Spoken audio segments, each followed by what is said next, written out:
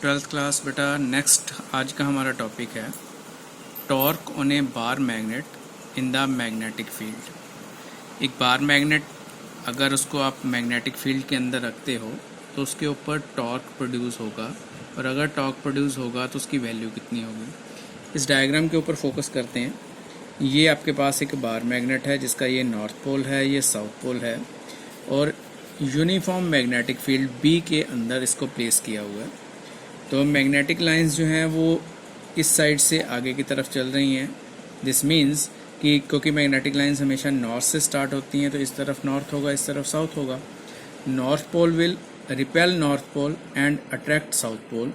तो इसको एक फोर्स लगेगी नॉर्थ पोल को इस तरफ, which is equal to that force which is equal to mb, where m is the pole strength and b is the magnetic field. Similarly force of attraction इस तरफ लग रही है which is equal to again mb, क्योंकि b magnetic field दोनों तरफ same है और मैग्नेट के दोनों पोल की स्ट्रेंथ जो है वो इक्वल है। नाउ इस केस में आपके पास एक फोर्स mb इस तरफ हो गई, एक फोर्स mb इस तरफ हो गई। ये दोनों फोर्सेस का मैग्नीट्यूड इक्वल है बट डायरेक्शन जो है वो अपोजिट साइड पे है, और इनका जो लाइन ऑफ एक्शन है वो भी अलग अलग है। दिस मीन्स कि it will not cancel each other, it will form a couple of forces. अगर कपल ऑफ फोर्सेस है तो इनका एक टॉर्क भी प्रोड्यूस होगा, और उस टॉर्क की वैल्यू जो है हम फाइंड करने जा रहे हैं। सबसे पहले तो फोर्स किसके बराबर होगी नॉर्थ पोल के ऊपर, which is equal to mb, force on south pole which is equal to mb। Now we come to the torque. Torque is equal to either force multiplied by the perpendicular distance between the two forces. Either force की जगह तो आप mb put कर दोगे क्योंकि दोनों forces mb के बराबर है, and the perpendicular distance is equal to kn, ये वाला डिस्टेंस होगा। अब डायग्राम के अकॉर्डिंगली ये वाला एंगल आपके पास थीटा है, तो साइन थीटा किसके बराबर होता है, perpendicular kn divide by hypotenuse. क्योंकि डाइपोल की हम ट्रेडिशनली जो लेंथ हम जनरली कंसिडर करते हैं that is equal to 2l, यहाँ पर भी इसकी लेंथ को 2l कंसिडर किया हुआ है। तो उस हिसाब से आपके पास जो साइन थीटा होगा वो किसके बराबर हो जाएगा, nk डिवाइड बाय 2l। तो nk की वैल्यू किसके बराबर आ जाएगी, 2l साइन थीटा। तो ये वैल्यू हम यहाँ पे पुट कर रहे हैं।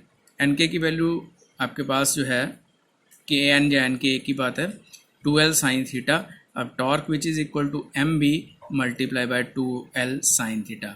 हमें पता है m इंटू 2l ये दोनों मिलकर क्या बनाते हैं, मैग्नेटिक डाइपोल मोमेंट। तो इसकी जगह हमने कैपिटल M लिख लिया, फिर capital M is a magnetic dipole moment, m multiply by b और साथ में साइन थीटा। थीटा क्या चीज़ है, theta is the angle between the line जो मैग्नेट की जो लेंथ है और मैग्नेटिक फील्ड जो external magnetic field uniform magnetic field है, उन दोनों के बीच का जो एंगल है, axis of the magnet and the external magnetic field, उन दोनों के बीच का जो एंगल है that is theta.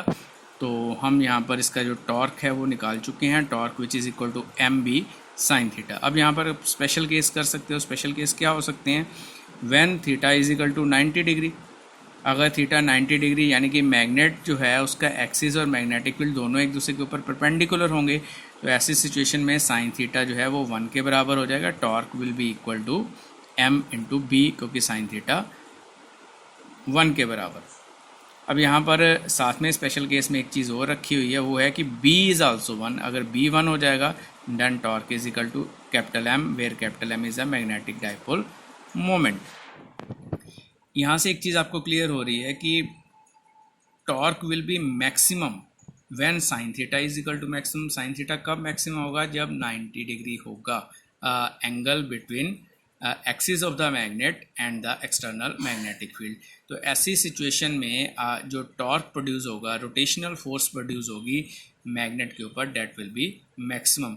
In case theta is equal to 0 यानी कि आपका एक्सिस ऑफ द मैग्नेट और अप्लाइड मैग्नेटिक फील्ड दोनों एक ही डायरेक्शन में हो, तो sine theta sine zero is equal to 0, then there will be no torque. तो ऐसी सिचुएशन में जो डाइपोल है वो रोटेट नहीं करेगा।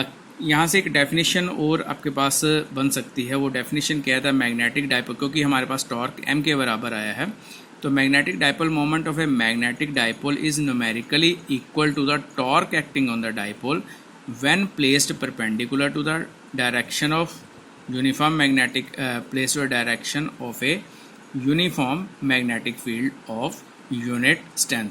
यूनिट स्ट्रेंथ का मतलब क्या है कि बी की वैल्यू 1 हो गई, परपेंडिकुलर का मतलब थीटा हमने 90 डिग्री पुट किया था, तो उस हिसाब से आपके पास वैल्यू जो है वो मैग्नेटिक डाइपोल मोमेंट टॉर्क के इक्वल हो जाएगी। अब ऊपर वाले इस इक्वेशन से स्टार्ट करते हैं। Torque is equal to M B sine theta, इसको वेक्टर फॉर्म में लिखना हो क्योंकि torque is a vector quantity, magnetic dipole moment is a vector quantity, B is a vector quantity, so torque is equal to cross product of magnetic dipole moment and external uniform magnetic field m cross b के बराबर होगा। तो इस चीज़ को आप यहाँ से कर सकते हो। अब बात करते हैं unit of magnetic dipole moment. Magnetic dipole moment क्या है, m है, तो इसके यूनिट किसके बराबर हो जाएंगे, torque divide by b sign theta. तो वहाँ से इस चीज़ को सॉल्व करके, क्योंकि टॉर्क के यूनिट होते हैं न्यूटन मीटर, साइन थीटा के यूनिट नहीं होंगे, बी के यूनिट होंगे टेस्ला, तो आपके पास न्यूटन मीटर पर टेस्ला इसके यूनिट बन सकते हैं, या फिर सेकंड यूनिट आपके पास जो है जूल पर टेस्ला भी बन सकता है। तो इस तरह से आपने इसके यूनिट्स भी अपने माइंड में रखने हैं और टॉर्क की जो वैल्यू है वो आपने याद रखनी है। Torque is equal to cross product of magnetic dipole moment and applied magnetic field या m क्रॉस b। अगर स्केलर की बात करते हैं तो it is equal to torque is equal to M B sine theta. तो छोटा सा आर्टिकल है, 3 नंबर का क्वेश्चन बन जाता है यहाँ से। इसको अपनी कॉपी के ऊपर नोट करना और अच्छी तरह से आपने लर्न करना है।